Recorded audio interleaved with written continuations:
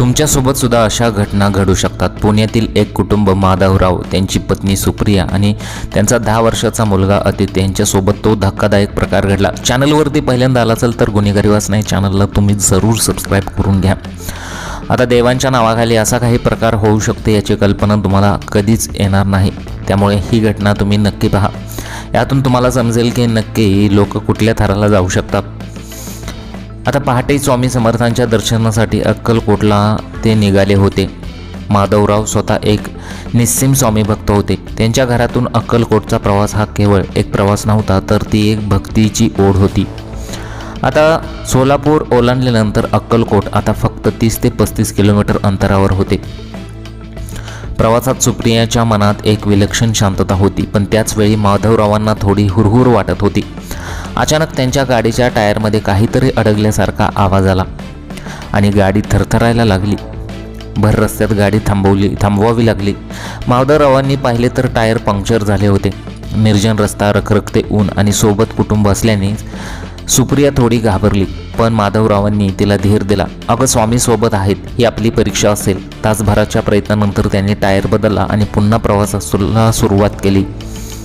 गाडी अक्कलकोटच्या दिशेने धावू लागली। अक्कलकोट आता जेमतेम 20 किलोमीटर राहिले होते। रस्त्याच्या कडेला 2 महिला उभ्या होत्या। त्यांच्या हातात भगवे झेंडे होते आणि गळ्यात माळा होत्या। त्या जोरजोरात हात दाखवून गाडी थांबवण्याची विनंती करत होत्या। माधवरावांना वाटले की कदाचित त्यांना लिफ्ट हवे असेल किंवा त्या तहानलेले असतील, पण मागून येणाऱ्या एका ट्रकने जोरात हॉर्न वाजवल्यामुळे माधवरावांना गाडी थांबवता आली नाही आणि ते पुढे निघून गेले। सुप्रियाला मात्र राहून वाटत होते की आपण त्या माऊलींना मदत करायला हवी होती। सुमारे 5 ते 7 किलोमीटर पुढे गेल्यावर पुन्हा तशाच प्रकारच्या 2 महिला दिसल्या। यावेळी सुप्रियाने हट्ट धरला, अहो गाडी थांबवा, मागाशी एक संधी हुकली, आता तरी पुण्य पदरात पाडू द्या। माधवरावांनी गाडी रस्त्याच्या कडेला उभी केली। त्या 2 महिला धावत गाडीजवळ आल्या। त्यांच्या तोंडावर स्वामींचे नाव होते। त्यांनी अतिशय केविलवाण्या स्वरात पिण्यासाठी पाणी मागितले। सुप्रियाने गाडीतली पाण्याची बाटली त्यांना दिली। पाणी पिल्यानंतर त्या महिलांनी आपला मूळ रंग दाखवायला सुरुवात केली आणि मग इथेच ती संपूर्ण घटना घडली। अक्षरशः त्या कुटुंबाला असं कधी वाटलं नव्हतं की आपल्यासोबत तो धक्कादायक प्रकार घडेल।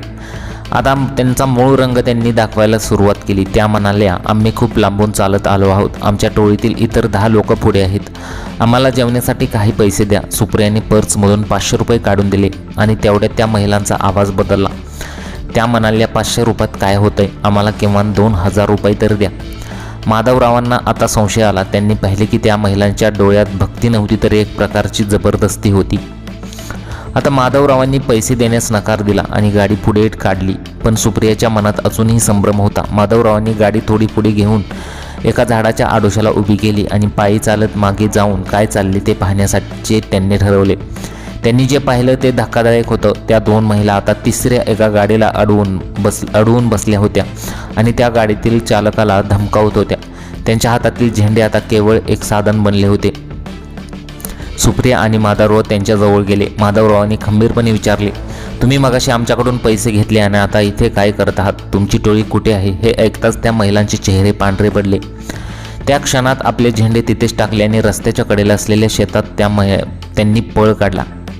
या घटनेने सुप्रिया आणि माधवरावांचे डोळे उघडले। त्यांना समजले की खरा भक्त कधीही रस्त्यात उभे राहून लोकांकडे पैशांची मागणी करत नाही। श्रद्धेचा व्यापार करून चालवलेला हा एक प्रकारचा संघटित गुन्हा होता। स्वामींच्या दर्शनासाठी जाणाऱ्या प्रत्येक भक्ताने हे लक्षात ठेवणे गरजेचे आहे की तुमची भक्ती आणि माणुसकी ही चांगल्या गोष्टीसाठी वापरा, पण अशा भामट्यांपासून सावध राहा। तुमची छोटीशी मदत अशा टोळ्यांचे धाडस वाढवू शकते। नेहमीप्रमाणे जागरूक राहा आणि आपल्या श्रद्धेचा बाजार मानणाऱ्यांना वेळीच ओळखा। आणि अशा प्रकारच्या घटना घडत आहेत की जे खरे गरजूवंत आहेत, ज्यांना खरंच गरज आहे, त्यांना गरजच मिळणार म्हणजे त्यांना मदतच मिळणार नाही जर अशा प्रकारचे कृत्य घडत असेल तर। एखाद्याला खरोखरच मदत हवी असेल तर आता माधवरावांच्या सुद्धा मनात प्रश्न येणार की खरंच ह्याला गरज आहे का हा सुद्धा लुटण्याच्या बहाण्याने आलेला आहे, असं त्यांच्या इथून पुढे मनात येणार आणि अशीच त्यांच्या मनात परिस्थिती उद्भवत राहणार। अशा प्रकारे ही संपूर्ण घटना घडलेली आहे। तुम्हाला या घटनेबद्दल काय वाटतं? तुमच्या प्रतिक्रिया आम्हाला कमेंट बॉक्समध्ये जरूर कळवा। गुन्हेगारी वाचना या चॅनलवर तुम्ही पहिल्यांदा आला असेल, चॅनलला अजून सबस्क्राईब केलं नसेल तर चॅनलला जरूर सबस्क्राईब करून घ्या।